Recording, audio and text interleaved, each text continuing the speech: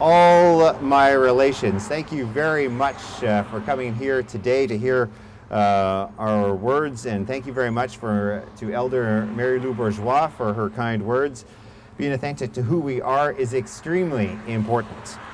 We are gathered here on Treaty 1 territory, homeland of the Anishinaabe Nehihos Dene peoples. It is the homeland of the Métis Nation. C'est la terre de Riel, c'est le berceau de la langue de Molière ici sur les plaines. Winnipeg is also home to thousands of Inuit peoples, and of course it is home to each and every one of us, and we all live here together. Last night we had a debate on the environment, and it was extremely important because everything that we discuss in our city is actually related to the issue of homelessness in our city. It touches upon everything, and this issue of public transit is no less important. Homelessness impacts far too many of our brothers and sisters, and we need to be doing things to actually make a difference in the lives of people. And that's why we're here today. We must work together. We must work together, work with Council, Winnipeg Transit, and the Amalgamated Transit Union to bring in a package of measures designed to make riding Winnipeg Transit safe, clean, convenient, and affordable, including strengthened security for buses, more buses on high-demand routes, and thinking about people's pocketbooks with a buck-a-ride fare. For Winnipeg to work and to build the city we want, we need a transit system that works. It has to get people from A to B and then C, from stop to stop safely with a minimum cost and effort to them. And that is our goal, to deliver a transit experience that Winnipeg will prefer more than driving. Our first priority must be assuring the safety of everyone, including passengers and drivers. And that means starting with security measures for buses. We will put in place a zero-tolerance policy for disruptive, violent, and dangerous behavior, including banning persistent problem passengers. We will establish a transit security program that would, 1, properly train and certify willing transit supervisors as peace officers who could respond to emergency situations and help de-escalate situations, and 2, would in the short term hire security guards to ride buses on routes with high rates of incidents.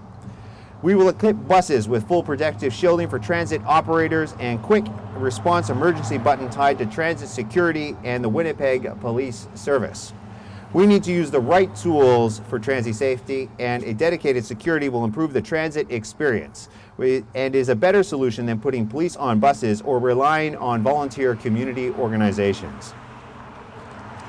Over the last 40 years, transit ridership has dropped from 60 million annual riders to an estimated 34 million riders in 2022, while Winnipeg's population has grown from 591,000 to 832,000, and transit has added routes and buses.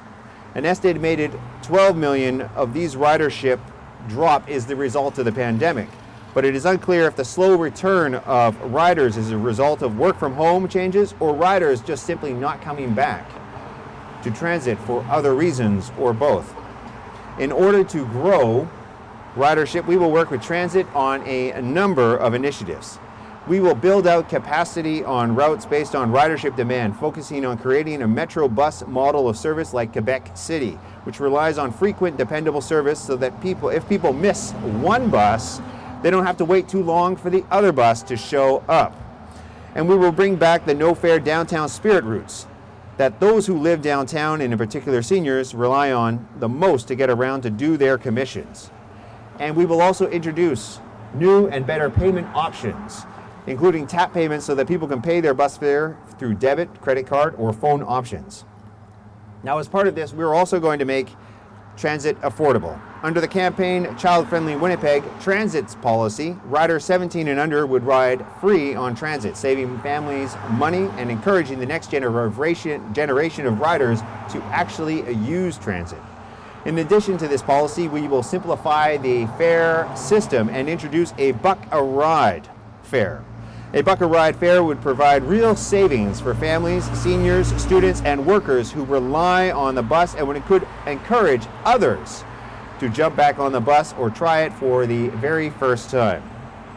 While detailed transit numbers are very hard to come by, there would be an estimated decrease in revenue of 20% or $12 million from the fare change, but we could expect this decrease to be made up by an increase in ridership at the new Bucca fare rate.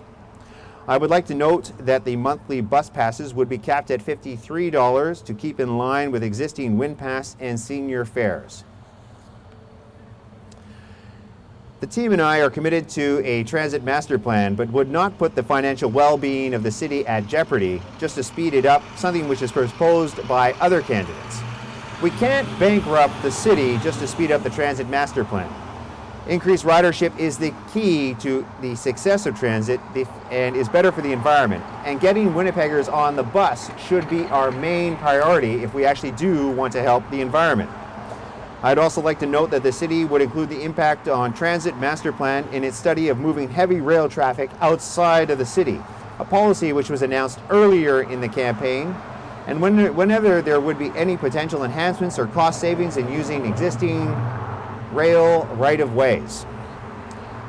Recently, the city, along with the provincial and federal governments, came up together to provide funding to purchase 100 electric buses for Winnipeg Transit. This is a good thing. It's a good step forward, and full electrification of the bus fleet is something we are committed to over the long term. But our short-term priority is getting people out of their cars, back riding the bus, or trying it for the first time. This will have the greatest impact on emissions. If we want more people to start taking the bus, we have to stop making it so hard to catch a bus or even to pay for a fare once we're on board. We want to provide Winnipeggers with a bus system where you don't have to worry about your safety, where you can get on board and pay easily, where if you miss your bus, you're still able to get where you need to get to quickly and efficiently because there's another one coming. And if this might seem like a radical proposal, it's only because the system we have right now is so far behind. So, ladies and gentlemen, never forget what this campaign is about. It comes down to how we live and relate to each and every one of us. When we think about our city, we have far too much homelessness. We have too many issues related to addictions and mental health. And this impacts everything we touch on in the city. It doesn't matter where you are. Let us consider our founding father, Louis Riel, who 152 years ago brought together 12 people from Anglophone parishes and 12 people from French parishes. They came together in common cause, passed a Bill of Rights, discussed what the values of their society were, about enabling each other to live their lives as they deemed was good for themselves. Unfortunately, we got away from this dream, which was under this Indigenous leader. We moved away under Hugh MacDonald, the son of Sir John A. Macdonald. And this is unfortunate because we actually have the potential to fulfill that dream of Riel, to fulfill the dream of our founding mothers and fathers, to make this city a better place for each and every one of us. And that's why this election matters, and this is why this election matters and your vote matters. And I hope you'll go out and take the time to consider what we should be doing each and every day and how we can actually make a difference in the world around us. So let us make history together. Never forget, Tapuyaki Kitwam, en laissant nous faire l'histoire ensemble. Thank you very much.